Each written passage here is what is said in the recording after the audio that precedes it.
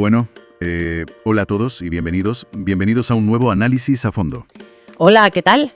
Hoy traemos un tema que, francamente, encierra una ironía maravillosa. Ya lo creo, una ironía enorme. Porque, a ver, quienes nos escuchan acuden a este formato de audio precisamente para eso, para prestar atención a nuestras voces y, bueno, asimilar ideas. Sin embargo, el documento que vamos a desgranar hoy se titula literalmente Capítulo 5, ¿Cómo puedo aprender a escuchar? Exacto. Es un texto fascinante, repleto de anécdotas y referencias sobre una habilidad que, en general, digamos que la sociedad da por sentada, pero que, en realidad, solemos ejecutar bastante mal. Es una ironía brillante para arrancar, desde luego. Y la misión de nuestra exploración de hoy es precisamente desmontar esa falsa creencia. La creencia de que oír es lo mismo que escuchar. Totalmente. El objetivo es descubrir cómo dominar la habilidad de la escucha activa.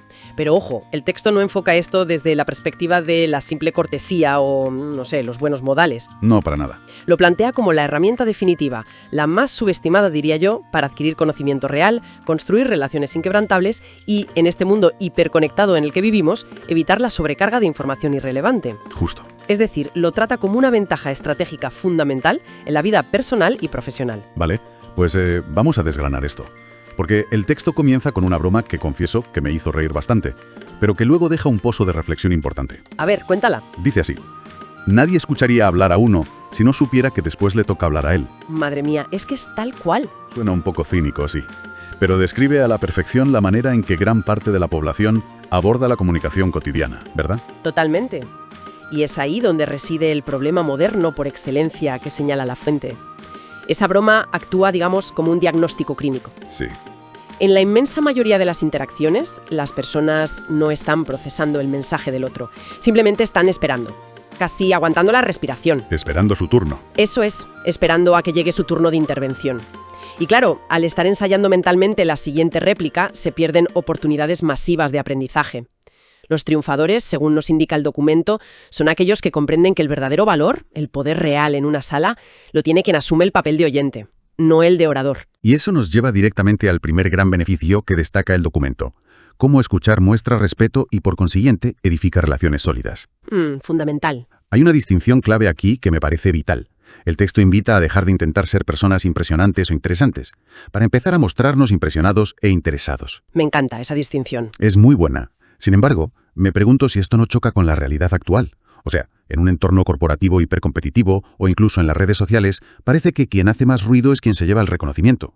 ¿No corremos el riesgo de pasar desapercibidos si solo escuchamos? Es una duda muy legítima.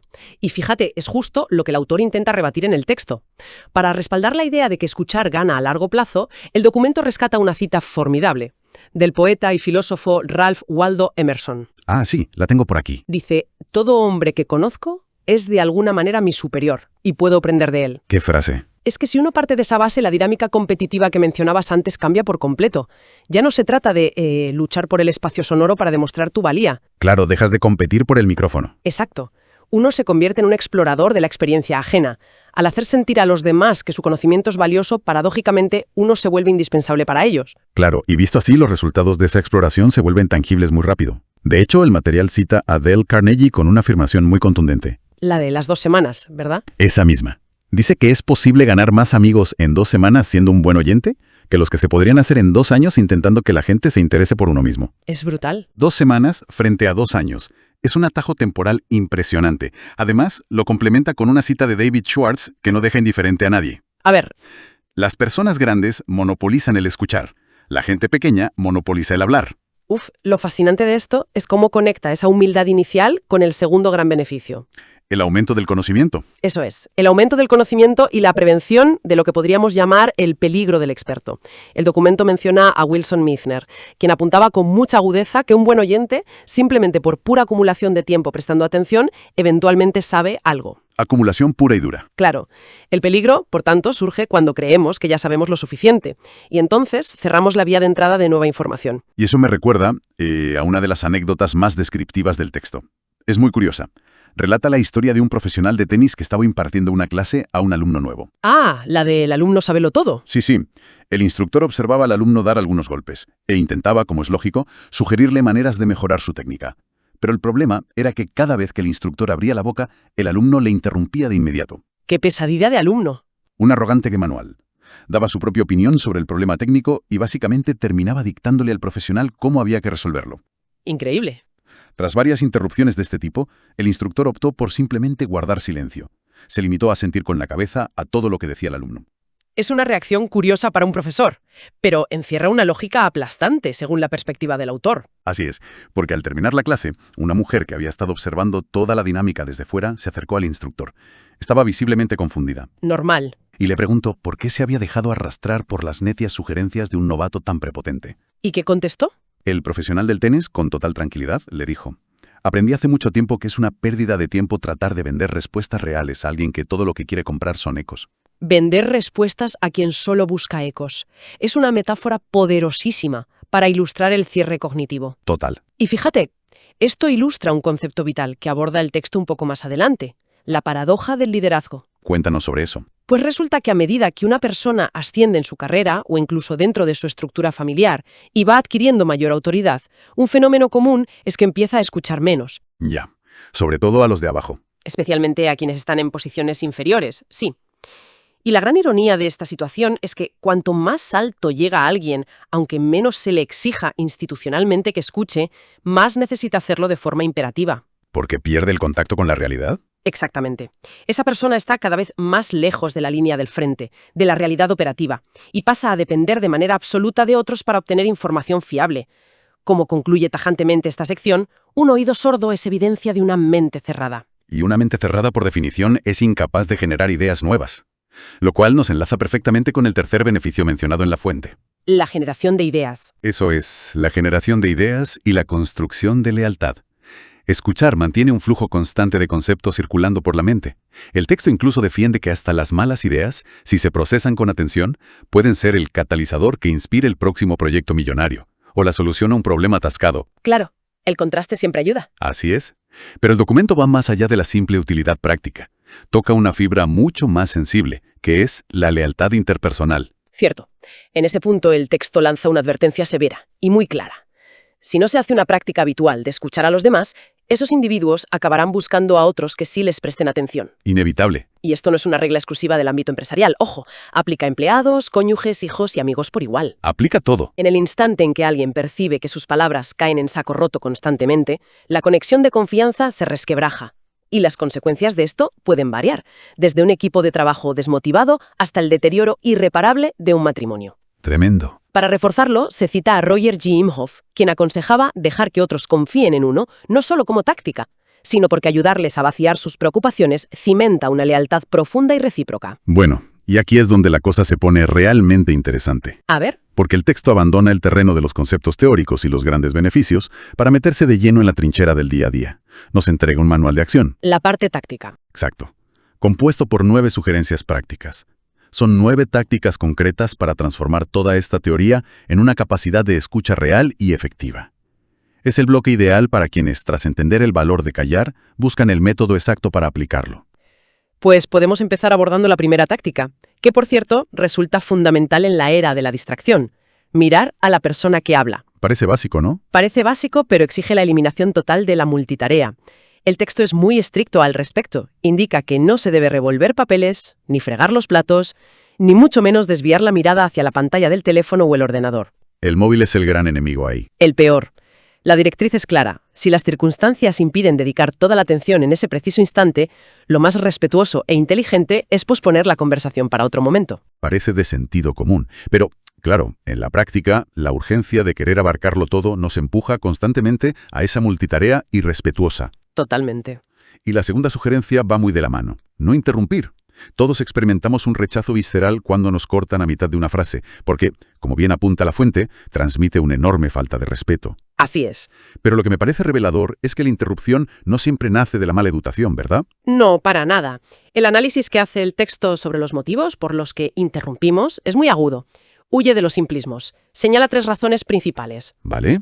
La primera, sí, es la falta de valoración hacia lo que el otro expone. Pero la segunda es el deseo egoísta de querer impresionar, de demostrar rapidez mental y brillantez. El síndrome de querer ser el más listo de la sala. Ese mismo. Y la tercera razón, sorprendentemente, es el exceso de entusiasmo. Ah, claro, cuando te emocionas. Eso es. A veces una conversación resulta tan estimulante que las ideas se atropellan y saltas. Sin importar la causa, el documento insta a reformular nuestra relación con el silencio.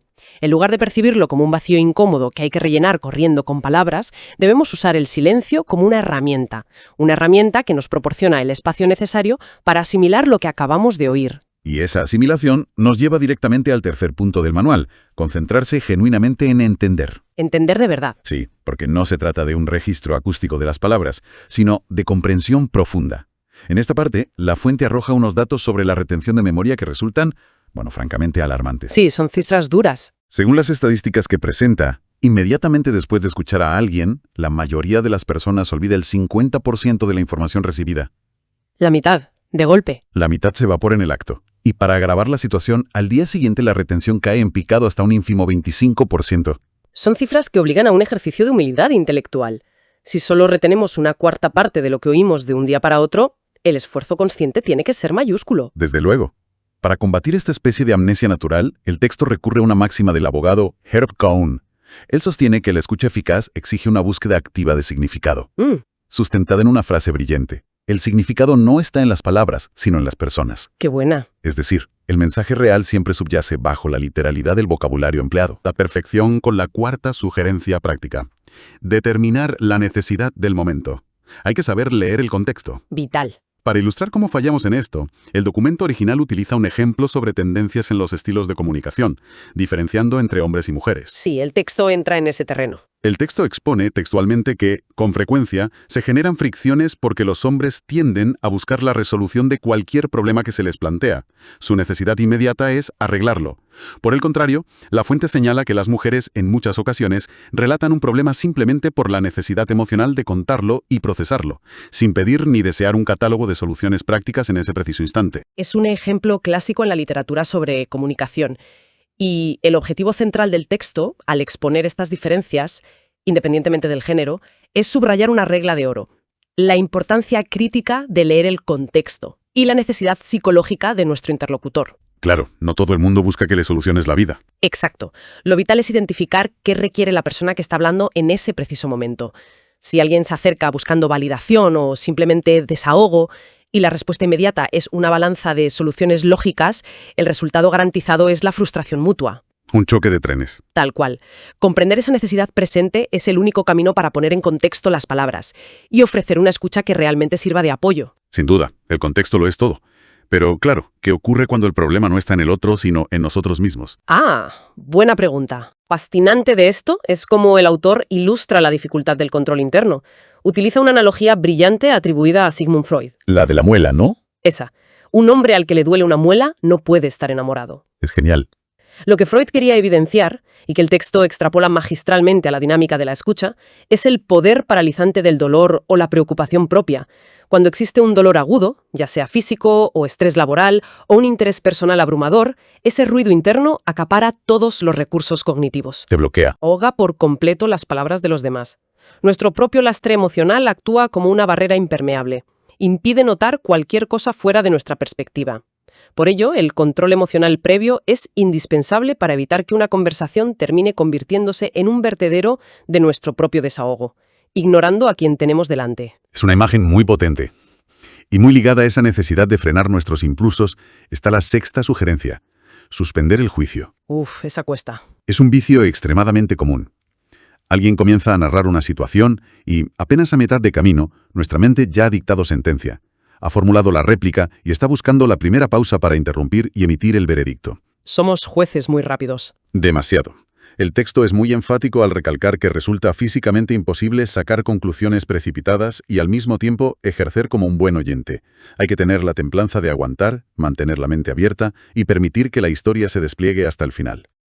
Y llegamos así a las sugerencias 7 y 8, que desde un punto de vista técnico conforman el verdadero núcleo de la escucha activa.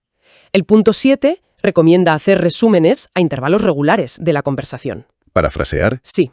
Aquí se introduce a John H. Melchinger, quien advierte sobre el peligro de usar en exceso las respuestas genéricas, como el típico «qué interesante», «claro», o el consabido «ajá». Los automáticos. Eso es. Melchinger propone sustituir esos automatismos por comentarios individualizados que demuestren procesamiento real. Por ejemplo, utilizar estructuras como «claro, entiendo que ese aspecto es obviamente muy importante para la decisión». O sea, demostrar que estás procesando la información. El objetivo es parafrasear los puntos principales, aprovechando las pausas naturales del hablante. No para interrumpir, sino para verificar que el mensaje recibido coincide con el emitido. Es como emitir un recibo de confirmación constante, asegurando que la transmisión de datos es correcta. Exacto. Y la octava táctica complementa esta validación. Preguntar para entender mejor. El documento establece un paralelismo muy acertado, comparando a un oyente excepcional con un periodista de élite. Esa comparación es muy gráfica. Pero introduce un matiz crucial para no convertir la charla en un interrogatorio policial. Aclara que no se trata de actuar como esos reporteros agresivos que acorralan al entrevistado. La técnica consiste en formular preguntas con exquisita cortesía, diseñadas para explorar los ángulos del tema, y mostrando siempre un interés genuino que invite a la otra persona a profundizar sin sentirse amenazada. Si conectamos todo este arsenal táctico con el panorama general de la vida y los negocios, desembocamos de manera natural en el noveno y último punto del manual, la prioridad definitiva. El cierre de oro. Así es. El texto eleva la capacidad de escuchar por encima de cualquier otra habilidad blanda, exigiendo que se convierta en una prioridad absoluta. Y subraya que esta prioridad debe mantenerse inalterable sin importar lo apretada que esté la agenda o el nivel de estatus, riqueza o poder que se haya alcanzado. Y fíjate, para dar peso a esta exigencia de humildad perpetua, el texto narra una anécdota realmente impactante. La de Walton. Sí, sobre Sam Walton, el legendario fundador de Walmart y, en su época, uno de los hombres más ricos e influyentes del planeta. A ver, que esta historia tiene tela. Resulta que Walton realizó un viaje en su avión privado hasta el estado de Texas. Tras aterrizar, en lugar de continuar su trayecto de forma cómoda, le dio instrucciones a su copiloto para que trasladara el avión vacío hasta un punto situado a 150 kilómetros de distancia. El avión vacío. Vacío.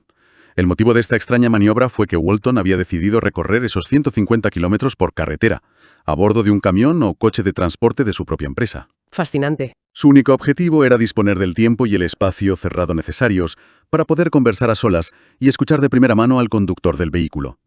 Hablamos de un multimillonario alterando toda su logística de vuelos privados, invirtiendo horas de su tiempo, única y exclusivamente, para escuchar la perspectiva real de un empleado de base. Es que es un nivel de compromiso pragmático con la escucha que rara vez se observa en las altas esferas, pero que encapsula a la perfección la tesis central del documento. Muchísima gente da por sentada esta capacidad. Asumen por defecto que tener el sistema auditivo sano los convierte automáticamente en buenos oyentes. Un gran error. Gigante. Porque todo este recorrido nos demuestra que la verdadera escucha requiere una intención sostenida, la aplicación de técnicas concretas para evitar sesgos y, por encima de todo, una profunda humildad intelectual. Entonces, ¿qué significa todo esto en realidad? Si hacemos una síntesis rigurosa de todo el material analizado hoy, la conclusión es que escuchar no tiene nada de actitud pasiva. Nada. No consiste en sentarse inmóvil y permitir que las ondas sonoras golpeen los tímpanos. Todo lo contrario. Se revela como la forma más activa, táctica y estratégicamente inteligente de absorber el entorno. Es el filtro más eficaz para cribar la avalancha de información irrelevante que nos sepulta a diario y representa el adhesivo más resistente para forjar conexiones humanas auténticas y duraderas. Esto plantea una pregunta importante para la sociedad actual. A ver, Atravesamos una era caracterizada por la atención fracturada, donde múltiples pantallas y estímulos compiten ferozmente por cada segundo de nuestra capacidad cognitiva, y donde tener la última palabra, la opinión más ruidosa, parece haberse convertido en el trofeo definitivo. sí, en el objetivo vital de mucha gente. Sin embargo, el texto nos ofrece una vía alternativa mucho más poderosa. Nos demuestra que dominar el arte de la escucha activa es el atajo más seguro y rápido, no solo para mantenerse genuinamente bien informado, sino para desarrollar un pensamiento crítico sólido, capaz de ver los matices que escapan a quienes solo saben gritar. Ha sido, sin lugar a dudas, un recorrido extraordinario a través de un texto que, bajo un título de aparente sencillez, esconde lecciones de vida, de gestión emocional y de liderazgo de un calibre inmenso. Y para poner el broche de oro a nuestra exploración de hoy, propongo dejar sobre la mesa una reflexión final. Una idea que, aunque no se menciona en las páginas que hemos analizado, nace directamente de sus cimientos. Todo tuyo. Si pasamos la vida filtrando lo que oímos solo para preparar nuestra próxima respuesta, ¿cuántas verdades transformadoras, cuántas ideas que podrían haber cambiado nuestra vida nos han dicho ya directamente a la cara? Pero nos las perdimos simplemente porque estábamos ensayando nuestro turno para hablar. Qué concepto tan profundo y retador para llevarnos hoy con nosotros. Muchísimas gracias a todos por acompañarnos en este análisis a fondo. Nos despedimos por hoy animando a nuestra audiencia, como es costumbre, a mantener intacta esa chispa de curiosidad y, sobre todo, a mantener los oídos siempre bien abiertos. Hasta la próxima.